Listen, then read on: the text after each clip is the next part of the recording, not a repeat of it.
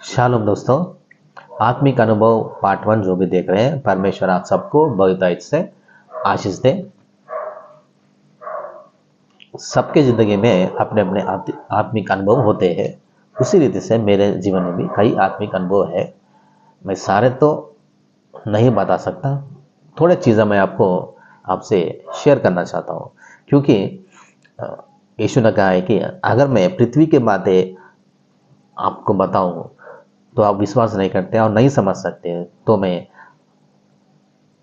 परलोक चीज़ यानी कि स्वर्ग की चीज़ यानी कि आत्मिक चीज़ें अगर मैं आपको बताऊं तो आप कैसे विश्वास करेंगे, कैसे समझेंगे। तो कई लोग आत्मिक चीज़ों पर विश्वास नहीं करते, नहीं समझ सकते। उसमें एक आता है अन्य भाषा। तो इसी तरह कई चीज़ें होते हैं। तो मैं कुछ चीज़ें ही आपको मैं शेयर करना चाहता हूँ अपनी ज़िंदगी में से। तो जब मैं नए नए विश्वासी था, मैं सुसमाचार सुनाता था, लेकिन कभी भी गाना नहीं गाता था। और गाना स्टेज पे सबके सामने कभी गाने का आदत मुझ पे नहीं था।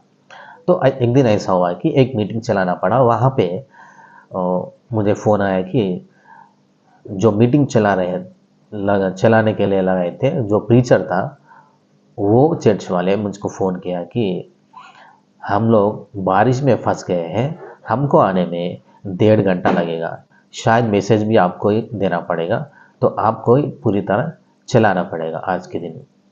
तो मुझे बहुत टेंशन हो गया, क्योंकि मैसेज तो मैं दे सकता हूँ, लेकिन गाना कभी भी ग्रुप में गाता था, लेकिन सबके सामने इस तरह गाना गाने की आदत मुझे नहीं था और मेरा आवाज़ भी अच्छा नहीं था। तो उस दिन कोई भी गाना गाने के लिए सामने भी नहीं आ रहा था। छोटे मीटिंग था, तो 20-25 लोग थे, लेकिन कोई भी गाने गाने वाला वहाँ पे नहीं था। ज़्यादातर लोग अन्य जाति लोग थे। तो मुझे ही गाना पड़ा। और उस दिन मुझे गाना गाने के बाद में उनके फेस पे जो एक्सप्रेशंस देखे हैं मैंने, उसको मैं नहीं भूल सकता, क्योंकि मेरी आवाज़ उतनी बुरी थी और मेरी आवाज़ बिल्कुल सही नहीं था। तो मेरे दोस्तों, उस दिन के बाद में मैंने सोचा कि मेरी आवाज़ को सही करना चाहिए। सिर्फ सुसमाचार वचन ही नहीं, गाना गाना भी मुझे आना चाहिए, क्योंकि मैं एक सेवा कर रहा हूँ। तो 3 दिन मैंने उपवास रखा और 3 दिन सिर्फ गाना ही गाया उस उपवास में, और परमेश्वर से पूछा कि मेरी आवाज़ ठीक करिए। उसके बाद में कई मौके मिले, और हर जगह जहाँ भी मैं गाना गाता हूँ, तो सब लोग कहते हैं कि आप अच्छी तरह से गाना गाते हैं, आपकी आवाज़ भी अच्छी है। बहुत बड़ा सिंगर तो नहीं, लेकिन आपकी आवाज़ बुरी है, ऐसा तो कोई नहीं कहा उसके बारे में। तो मेरे दोस्तों, परमेश्वर के लिए कुछ भी असंभव नहीं है। कुछ भी आप पूछ सकते हैं, कुछ भी ले सकते हैं। तो मुझे बाइबल भी ठीक तरह से समझ में नहीं आता था, तब भी मैंने 3 दिन उपवास रखा और 3 दिन सिर्फ बाइबल पढ़ता रहा, पूछता रहा कि ये क्या है, ये क्या है। इसके बाद में मैं कई चीज़ें बाइबल में से सीक्रेट समझ में आने लगे। वो पूरा शेयर करने के लिए सारी मेरी ज़िंदगी भी शायद कम हो जाएगी। तो दोस्तों, बाइबल समझ में नहीं आता तब भी आप पूछो, परमेश्वर उपवास रखो, पूछो, वो भी आपको देगा।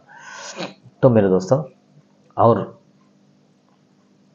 अगर आप चंगाई चाहते हैं तो भी मेरे अनुभव से, और बड़े बड़े अनुभव जैसे कि पॉल यंगीचो 1 लाख अन्य जाति लोगों को, जो कि नास्तिक है, उन लोगों को परमेश्वर के राह पे लेके आया।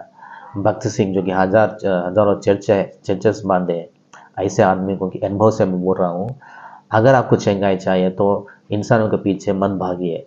अगर आपको चंगाई चाहिए तो मैं आसान तरीके में बताता हूँ। अगर आपको पढ़ाई आता है तो आप बाइबल पढ़िए, और हर जगह पे ये भगत सिंह और पॉल यंगीचो की गवाही में आपको सुना रहा हूँ। जब वो लोग नए विश्वासी थे, बाइबल पढ़ रहे थे, तो जहाँ जहाँ पे चंगाई की बात वो लोग देखे, उस जगह पे हाथ लगाकर चंगाई के लिए प्रार्थना किया। भगत सिंह का और पॉल यंगीचो का गवाही मैं आपको बता रहा हूँ।